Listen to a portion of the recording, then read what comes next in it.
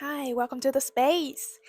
This is a space for healing, and this is the story of how I followed the fears and how it led to the unexpected path of healings. Yes, this is a story of a crime victim, how I was sexually assaulted, and how we can turn something that is so painful and so ugly and so out of our control, it can still be a good experience for us, and it actually can still be a chance for us to become even a brighter version of ourselves. At least that's how I reframe my experience.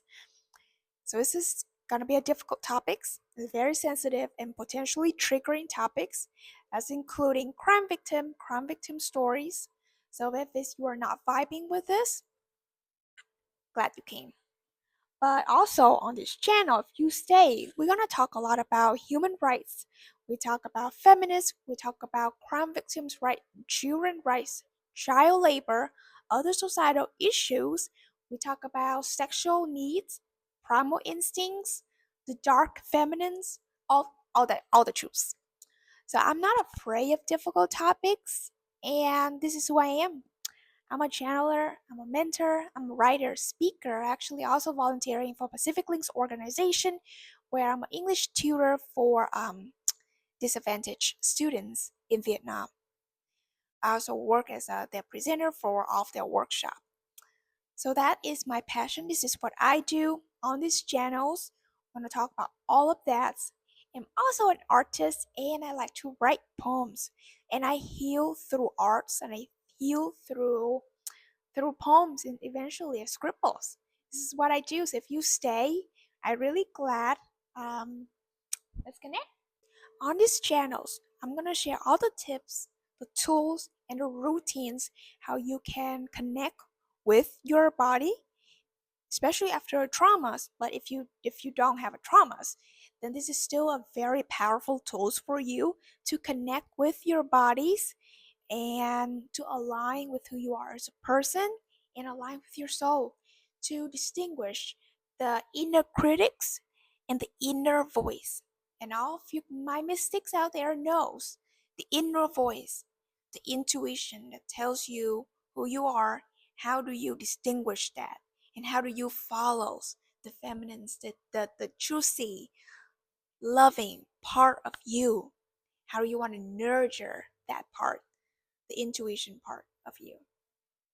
And after the traumas, whether you have a traumas or not, how do you build the confidence in yourself again? How do you build that trust in yourself after you have been uprooting entirely, right? You want to have that sense of self again. So what does it mean by follow the fears? To follow the fears is to get out of your comfort zone. Like I share, the person who sexually assaulted me, his name was Fierce. And what he took from me is so much more than my materials. He robbed me at gunpoint and he took my belongings when I was a student. Um, what he took from me is my pride and my sense of being, my sense of the humans in me. And I lost that completely. And I lost the sense of safety. And as a person, as a woman, I have a very strong need to be safe. And quite frankly, I think everyone in this world deserves to be safe. You know, not just from anyone. For you deserve it. Peace. That's it. I said it. Everyone deserves peace. And he took from me is that feelings of being safe. No matter where I am, who I'm with, I don't feel safe. I always feel like I'm gonna be robbed again. I'm gonna be assaulted at gunpoint again. I couldn't trust anybody, and the worst, I could not trust myself. That's the absolute worst thing because everything else healed, but that part cannot be healed. It has to be rebuilt. So what I did, I followed the fears. Because after years of running away, I realized you can never run away from your shadow. You have to chase it. So I turn my back, stop running, look at it back in the face. This is what I do. I want to get out my comfort zone because the comfort zone is now holding me back. And I have to rebuild my sense of trust in myself. I have to rebuild the sense of self again. That healing part is also part of its rebuilding part. So a lot of what I did when follow the fears that I mean is at first maybe a little bit counterintuitive advice. I pictured the absolutely worst thing that can possibly happen. Usually manifestation means you only think of the best. In my scenarios, I think of the worst. I just think of what the worst absolutely thing that can possibly happen and can I handle it? I think about it deeply. I'm not sure if I can handle it. Some days I just don't want to go out. I don't want to shower. I don't want to meet anybody. I don't want to look anyone in the eyes. But what's the worst thing that can possibly happen that day? Can I handle it? What I would recommend is be curious. Using the curiosity in a day, in yourself, and it too with everybody else, think and be curious. What could it turn out to be? For people who lost the sense of self, of confidence, and from people who doesn't even like themselves. When you have to rebuild a new sense of being, be curious is actually a very good place to start. To start getting out of the comfort zone, the place you know too well. So, that's first steps. What I would say is that don't rob yourself the potential of what you can be. People can rob you, certainly. I mean, bad things does happen. But the absolute worst, if you become the abuser and nobody can arrest you because you are the abuser who abused yourself. So you have to be the police. You are the victim, the police, and the judge. So in this case, I'll say don't rob yourself the opportunity of what it can be because you own that to yourself. In my previous life, I really wanted to be an architect. And after in Vietnam, after years of training to be an architect, on that day where we all had to take the test, to go into school, the architect school, the entrance exam, I dropped out that test. Where we all gonna have to come to the classroom and we paint a model. I couldn't do it. And the reason is that I can never accept myself if I fail. So, up to today, I actually never know what would happen if I took that test. What would happen if I fail? And the worst, what would happen if I pass? I have robbed myself that opportunity entirely. That path that I never walk on, I never get to explore it. And even if I fail, there is so much to learn. The patience, the grief, the disappointments, even there is so much to learn in that path that I alone say it to this day. Even if I fail, it's worth the risk. So thinking back, I should have taken that test. But the disappointment was too great at the time. I couldn't get myself to do it. After you get out of your comfort zones, generally you're gonna feel pretty.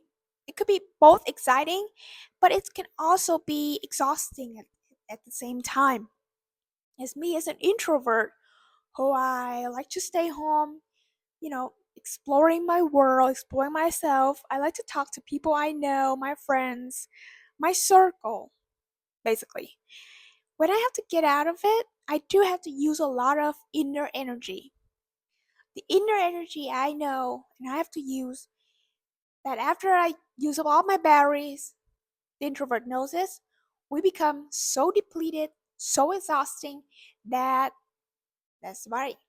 We have to get back to the comfort zone and recover. You want to recover, whether it's cuddling with the cats, taking a shower like I usually do. I take my shower because water is so healing.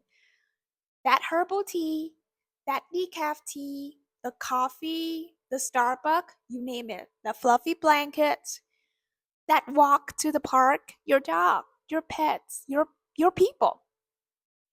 You need that to recover.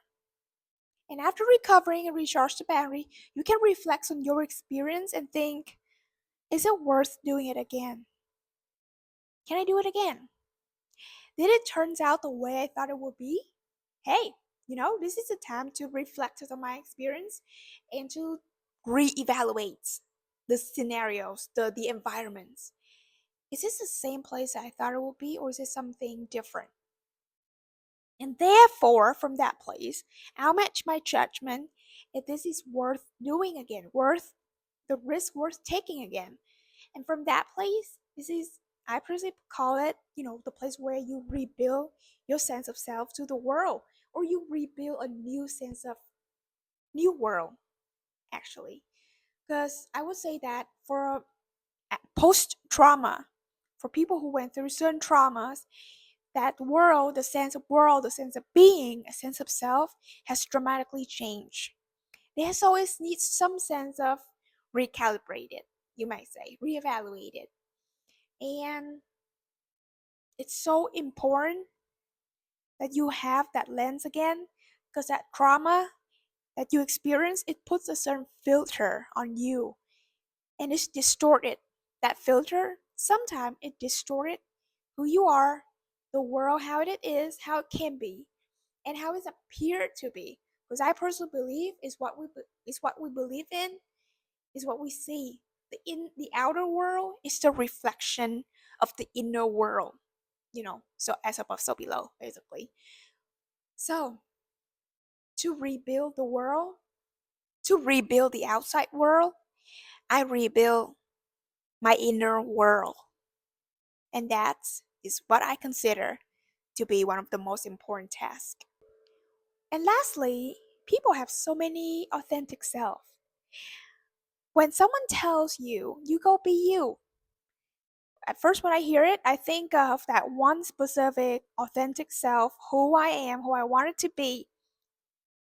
As life has revealed, you have so many authentic selves. You don't have that one version of you who you who you show to the world. As you grow up, you probably know you are a different person when you're around your family, or sometimes you're a different person around your friends, or you are different around your boyfriend, your girlfriend, or so you are a different person with this person, and you're a different person from the other person. And I call it, I think it's just multifaceted self of who we are and how we want to portray to the world. And I think it's totally okay. I don't I actually don't think it's called being fake.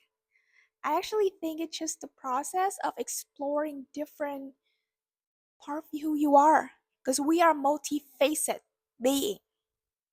We are everything and anything, and that's fine. That you want to explore in different part of who you are. I'm this sexy part. I'm this mystic. I'm this critical. I'm this hopeless, depressing, and I'm this endless, joyful, loving creature. I'm this everything and anything. I don't think we should rob ourselves the opportunity of being everything in this universe, of exploring and being everything. Like you changing clothing. You don't force yourself to wear black all the time, right? Or you don't force yourself to wear pink all the time. You're everything. You can dress as anyhow you like, for people you like, for who you are at this on Monday and different who you were on Sunday. And that's fine. So people have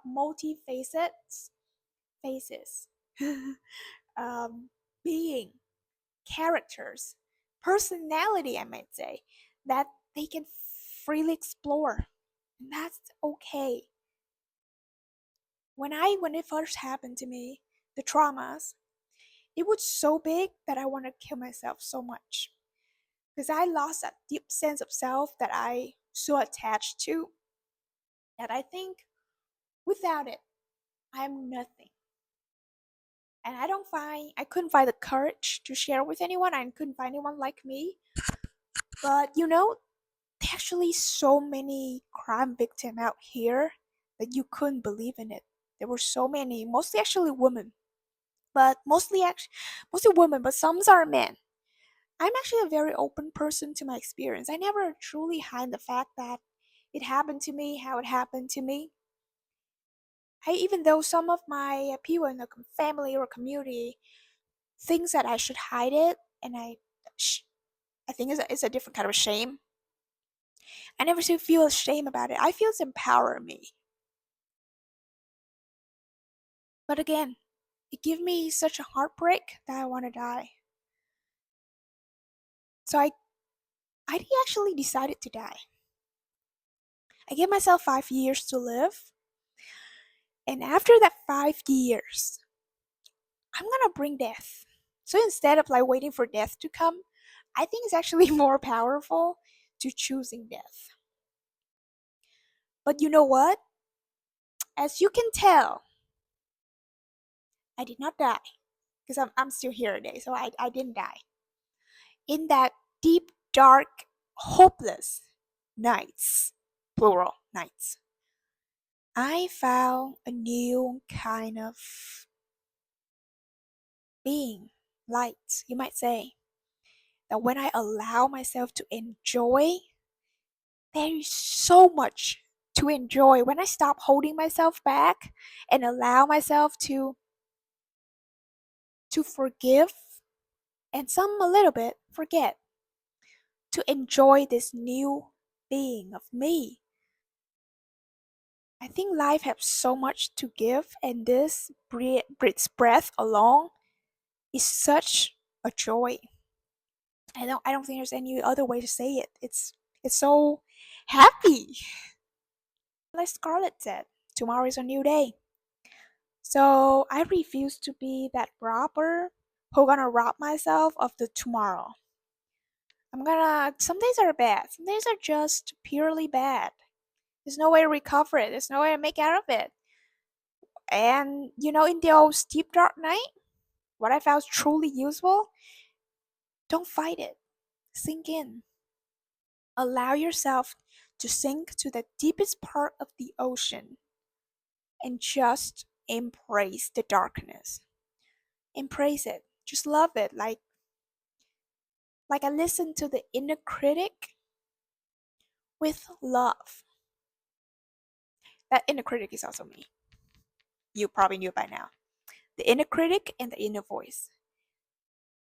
They all me. They all part of me. You cannot hide anything from yourself. You can hide a part of yourself from family, friends, society, whatever, but you can never truly lie to yourself because you know it. So whatever the inner voice, the intuition, the spirit, the high sense of self, whatever they know, the inner critics also know. So I just listen to it deeply. Like, what do you have to say? I'm not gonna run from you. Like, yeah, whatever you have to say, say it. I'm here. I'm here to listen. I'm here to embrace you, and I'm here to listen to you. Listen, tell you everything you wanted to say. Curse it, break it, whatever. I will hold space for you, hold space for your darkness. Because by the time that inner critics is finished with its tantrums, you realize that inner critics of you is a little child who was so afraid and was deeply hurted and abandoned somewhere in the past. And it's actually also your responsibility to gather that part of you, to reclaim part of your soul that was somehow missing on this journey. Big words, very vague and abstract theory. But if you actually been through the darkest night and question everything, you know what I'm talking about. So, whether you are here for yourself or out of curiosity, I truly hope that you find these materials in the channels is somehow helpful to you and help guide you on your self exploration path, or your own healing journey, where you can bloom to be your most unapologetic self. I don't want to say authentic self, but I want to say unapologetic, multifaceted being of who you are, where you actually the creator of your world. We just bloom from where we are planted. So, if you truly like it, let's connect. Hit like, hit subscribe, and have a wonderful day. And I'll see you on the next episode. Bye.